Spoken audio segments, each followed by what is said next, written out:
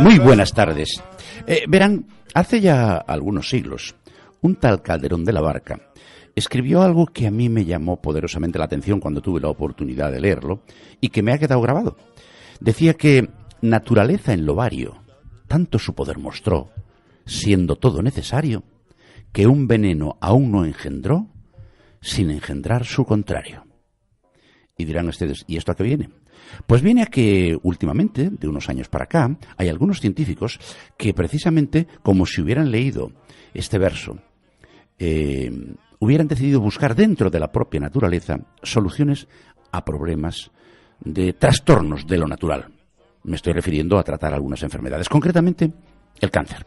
Y hay un científico titular del CSIC, Fernando López, que nos acompaña hoy, que ha saltado a los medios de comunicación porque un equipo en el que él trabaja, pues parece que están consiguiendo sintetizar algo que ya la naturaleza tiene, pero que resulta muy difícil de obtener para luchar contra el cáncer.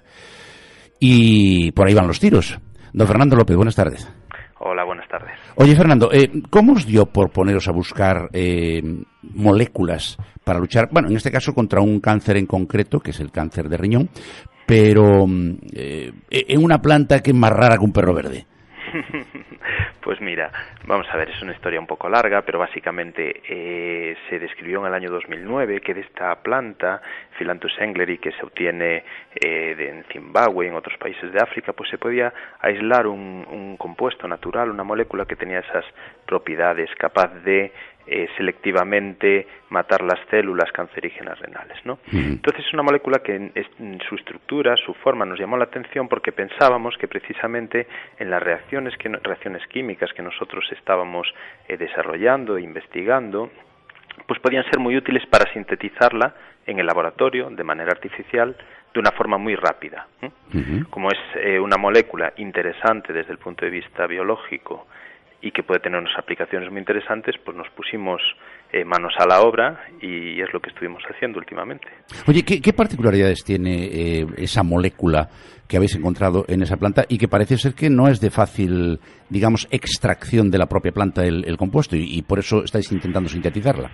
Sí, bueno, muchos de los compuestos naturales cuando se extraen de las plantas se extraen en cantidades muy pequeñas. Claro. Entonces, más que fácil o difícil de extraer es la necesidad de, si realmente esa molécula que extraes de una planta es útil, poder prepararla sintéticamente en mayor cantidad para poder hacer todos los estudios necesarios que te permitan finalmente poder decir si esa molécula va a poder tener una aplicación, o a lo mejor no esa que la naturaleza nos proporciona, pero una muy parecida que a lo mejor resulta menos tóxica, que es lo que nosotros llamamos análogos. Sí. Oye, y a ver, el asunto tiene su miga, porque aparte de intentar conseguir ese producto o algo similar, muy parecido, con menos toxicidad e incluso eventualmente con mayor eficacia, eso tiene una serie de pasos muy largos, ¿no? Es decir, desde que empezáis a estudiar la estructura química hasta que sois capaces de elaborar eso o lo parecido, pasa un tiempo y además hay un montón de etapas, ¿no? Sí, efectivamente. A ver, la estructura química, en este caso, ya venía dada. Fue otro grupo americano que la aisló por primera vez, la enseñó al mundo y mostró que podía tener interés. Y después otros grupos, incluido el nuestro, pues nos pusimos manos a la obra para desarrollar esa estrategia.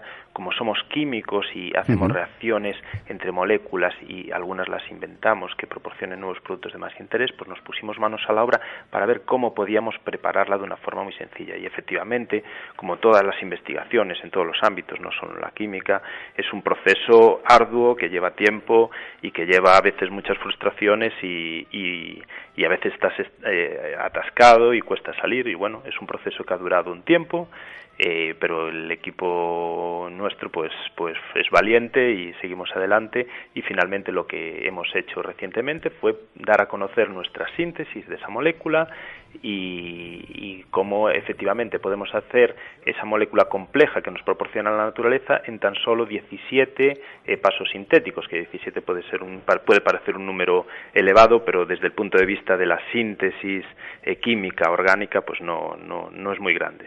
Oye, ¿y cómo funciona a la hora de matar las células cancerosas del riñón? ¿Cuál es el mecanismo? Más en palabras sencillitas para que lo pueda entender un gorila adulto como yo. Bueno, a ver, lo más sencillo, de una forma creo que sencilla que se va a entender. Hasta hace un año, básicamente, no se conocía, se especulaba sobre distintos mecanismos, se sabía que su funcionamiento era muy distinto al de otros antitumorales, y hace un año, en el 2015, un grupo de científicos alemanes e ingleses demostraron que al parecer esta molécula se une a unas proteínas que tienen las células tumorales renales. En realidad esas proteínas están en la membrana de las células, en el exterior de las células. Entonces, lo que tiene de particular esta molécula es que se une muy específicamente a esas membranas de las células tumorales a través de esas proteínas y permite la entrada dentro de la célula de muchísimos iones de calcio. Eso, lógicamente, perturba muchísimo el entorno celular y finalmente esa célula muere. Entonces, por una parte, esto es una ventaja, ya que las células tumorales son las que tienen muchos receptores a los que se puede unir esta molécula, la englerina, pero por otra parte tiene el problema que otras células que no son tumorales también pueden verse afectadas por su funcionamiento. Claro. Y eso es un poco en lo que hay que trabajar en el futuro, en encontrar un análogo, una molécula muy parecida que sea capaz todavía de ser más selectiva frente a las células tumorales renales. Y cuando hablamos de células tumorales renales, ¿a qué tipo de tumores nos estamos refiriendo? Porque pues son tumores en el riñón hay mogollón de células distintas. Sí, efectivamente. Cuando se hacen estudios, los estudios básicos sobre la actividad de los compuestos, se seleccionan pues las más importantes. Son células que se han aislado de tejidos de tumores extraídos de pacientes y que se conocen que son las más importantes. Entiendo. Decir el nombre, pues no dice mucho. Por ejemplo, si digo A498, son nombres técnicos, pero son células que se aíslan de tejidos de pacientes y que se saben que están involucradas en muy buena parte de los cánceres renales. Por tanto, es un primer paso sobre esas células sobre las que se ensayan los compuestos, y en pasos posteriores pues se pueden hacer estudios in vivo o estudios en tejidos, etcétera, para ver si realmente merece la pena profundizar en el análisis de ese compuesto. Fernando, por tanto, ahora la tarea, además de que hayáis conseguido a través de esos 17 pasos sintéticos elaborar ese producto, se trataría de tratar de conseguir que algo que la célula tumoral tenga y que la diferencie, la membrana me refiero, que la diferencie de una misma célula pero sana, poder detectarlo y pegarle un tiro, pero vamos, en el centro del ojo y no tirar compostas, ¿no? Exactamente, tiene que ser lo más selectivo. Cuando hablamos de tratamientos o de potenciales tratamientos en un futuro para el cáncer, lógicamente yo creo que se entiende bien que lo que se quiere es erradicar esa parte que tenemos en nuestro organismo, ese tumor que es lo que nos está causando daño, y nada de lo que tenemos que es útil necesita tocarse. Entonces, lógicamente todos los tratamientos tienen que ser específicos contra esas células tumorales, y en un futuro es en lo que hay que avanzar, ver si se puede encontrar una estructura similar a la del producto natural que cumpla todos esos requisitos. Vosotros, Fernando, trabajáis en vuestro equipo en el Centro Singular de Investigación en Química Biológica y Materiales Moleculares, anda que también el nombrecito, más conocido por el CICUS, aquí en la Universidad de Santiago. Este es el típico ejemplo a través del cual, pues una entidad investigadora ligada a la universidad y, por supuesto, a la sanidad de la Xunta de Galicia en este caso, desarrolla algo que estoy convencido que patentaréis, porque eso repercutiría positivamente, si se llega a comercializar en su momento, en que aquí entre dinerito que permita seguir investigando, ¿no? Sí, efectivamente, hemos hecho una solicitud de patente cuando en general, cuando haces las investigaciones, siempre te pones en contacto con los servicios de la universidad o también en mi caso del Consejo Supremo de Investigaciones Científicas para que evalúen si lo que vas a publicar merece la pena antes de patentarlo. Claro, claro. Ya que la patente, pues como mínimo hay que enviarla unos días antes de que el artículo salga publicado. Yeah. Y este fue nuestro caso. Lógicamente nos pusimos en contacto, nos dijeron que sí, que era interesante, que obviamente hay que protegerlo para que si en un futuro resulta de interés, pues tenga un retorno a la universidad y al Consejo Supremo de Investigaciones Científicas, y elaboramos la patente entre todos y está enviada. Algo que hay que contar, porque a mí no me gusta despertar expectativas que luego no pueden ser cumplidas, sobre todo en la gente que vive con la esperanza de encontrar un remedio para determinado tipo de enfermedades, es establecer, digamos, un marco temporal en el mejor de los casos. Porque esto es una investigación, evidentemente presenta unos resultados, pero en la hipótesis de que todo fuera bien, de que consiguierais ese derivado más específico, que se pudiera hacer toda la experimentación clínica necesaria, estamos hablando de un largo periodo de tiempo, ¿verdad? Sí, efectivamente, de un largo periodo de tiempo y, por supuesto, que de una investigación que no sería solo nuestra. Claro. Nosotros, en el edificio que se puede considerar de la ciencia o de un futuro tratamiento, pues ponemos nuestro grano de arena, nuestro ladrillo, que consiste en aportar esta nueva ruta sintética, esta molécula u otros análogos, y trataremos de profundizar en su potencial utilización como antitumoral. Pero los estudios, estamos hablando que son estudios con células, posteriormente hay estudios in vivo, etcétera, etcétera. O sea, es un largo proceso de años y en el que muchos de estos compuestos, hay que decirlo, muchos de estos compuestos se caen. Se quedan por el camino, claro. Se quedan por el camino, pero también es muy importante todo lo que se aprende en ese camino, porque en este caso, por ejemplo, ya se ha aprendido este mecanismo, o que a lo mejor solo es uno por los que actúa, pero como mínimo ya se intuye un mecanismo por el que actúa esta molécula, que era algo totalmente desconocido y que va a permitir pues profundizar en él y descubrir nuevos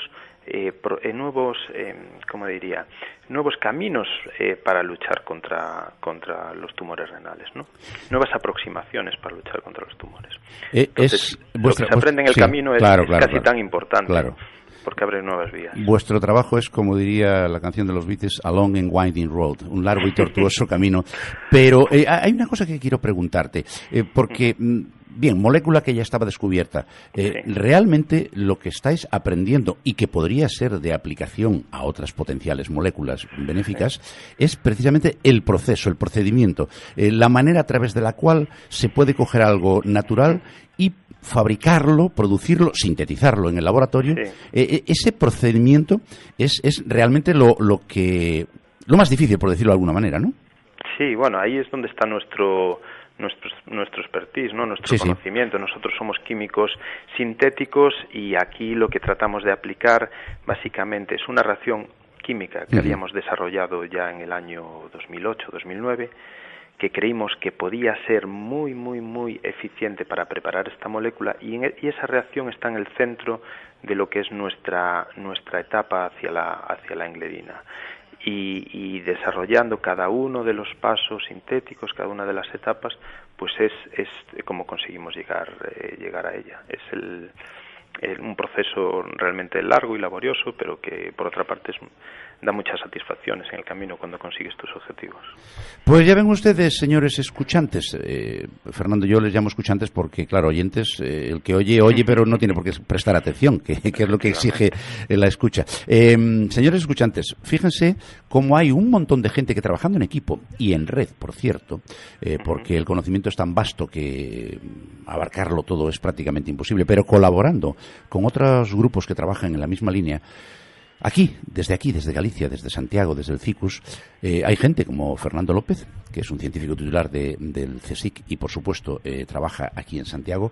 Se están esforzando por buscar nuevos caminos que le permitan a la ciencia médica desarrollar herramientas más eficaces que falta nos hacen para luchar contra las enfermedades que intentan acabar con nosotros, pero que no lo van a conseguir porque hay gente siempre trabajando en ello. Fernando López, ha sido un auténtico placer, muchísimas gracias y enhorabuena por esa línea y ojalá que lo que viene después sea un éxito para vosotros, porque eso será bueno para toda la población, tanto gallega como mundial. Un abrazo muy grande, Fernando, y que tengas un buen día. Ojalá. Muchas gracias, el placer fue mío. Y ustedes no se me vayan, que acabamos de empezar la tarde y tenemos todavía montones de cosas que contarle. Hasta ahora mismo.